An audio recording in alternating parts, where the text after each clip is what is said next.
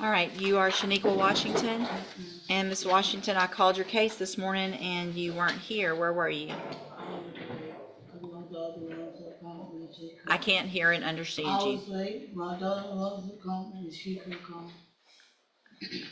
Okay. So I'll recall that bond forfeiture. Did you get a lawyer hired? You hired him?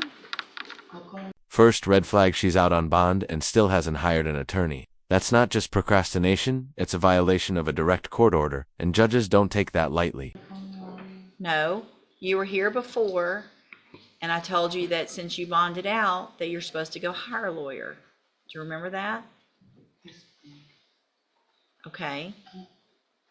I talked to yesterday, and nobody. I need you to speak loudly and clearly. Nobody called me back though. So for 30 days, how many lawyers did you call? Ellen Parker, Joe Vasquez, and another one. What's the other one's name? I can't remember his name. Why wouldn't you write that stuff down? It's a person to call. Well, how does that make sense? And just like that, we're headed for a courtroom drug test. When a judge suspects you're under the influence while in court, that's a fast track to losing your freedom. Let's see what the test reveals.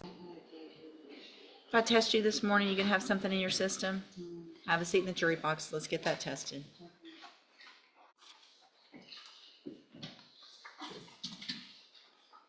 So, Ms. Washington, you tested positive for THC, benzodiazepine, and admitted to using PCP 2 weeks ago. Is that correct? Yes, ma'am.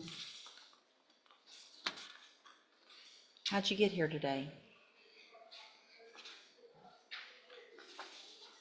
Answer out loud. My fiance. Okay. Stand right here. Yes, ma'am. So obviously this is a violation of your bond conditions, and it is not.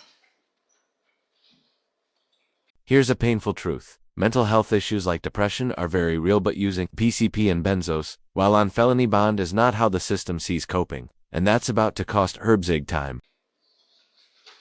Safe for me to have you out while you're on bond for a felony using PCP, benzodiazepine, all this stuff.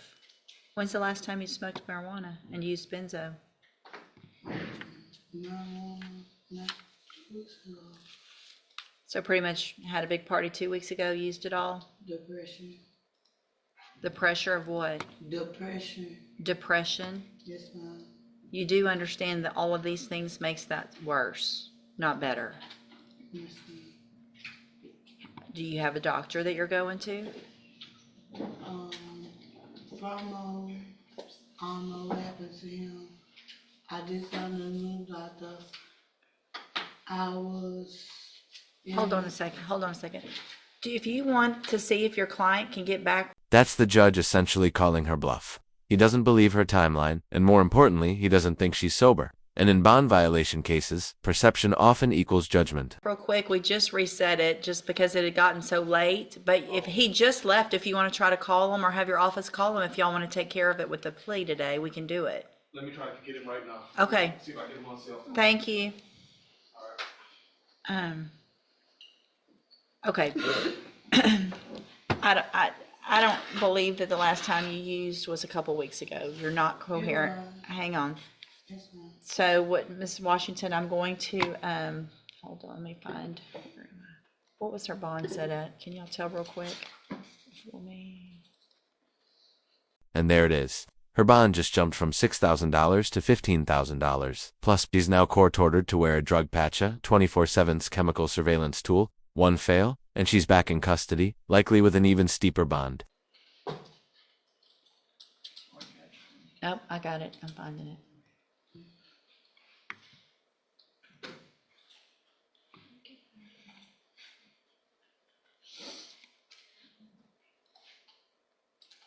I'm going to find that you violated your bond conditions by using all of these substances. And I'm going to raise your bond at this time, find that you're at large without, or based on those bond conditions, raise your bond I'm having a.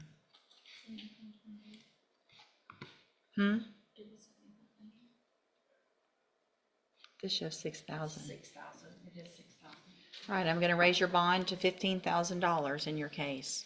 A condition of that bond, if you make it, is that you have to wear a drug patch.